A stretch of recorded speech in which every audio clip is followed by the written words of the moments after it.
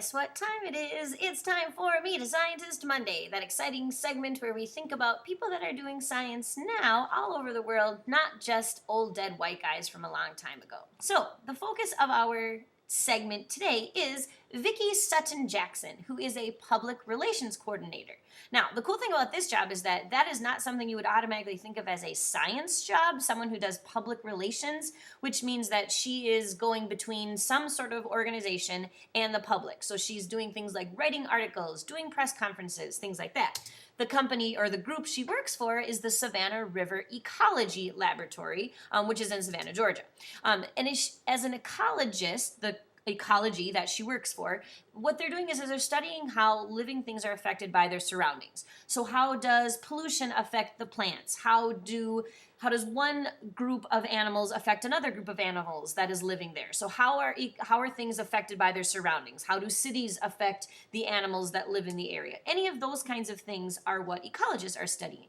So what she is doing is she is writing articles that are related to ecology related things. So she's got to know some stuff about science in order to be able to write those articles. But then she also needs to have, public speaking skills and good writing skills. So kind of a way to involve different kinds of skills that are related to science. Now, the reason I picked her is because she is most recently known for some different articles she is writing about research that was done at the Chernobyl exclusion zone.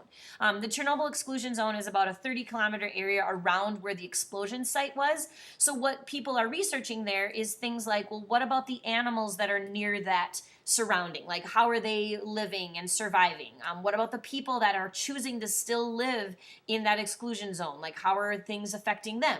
So those are the kinds of research that is happening, which is what puts it in ecology. And so that's the information she needs to know about. So that's kind of a cool thing where being public relations could be really a scientific process. So if that kind of idea interests you, like writing articles and talking to the media about some topic related to science, you would need to know public relations in general. And so probably to become a public relations coordinator, you're going to get a bachelor's degree in communications or journalism or business, or maybe depending on the school, actually even in public relations.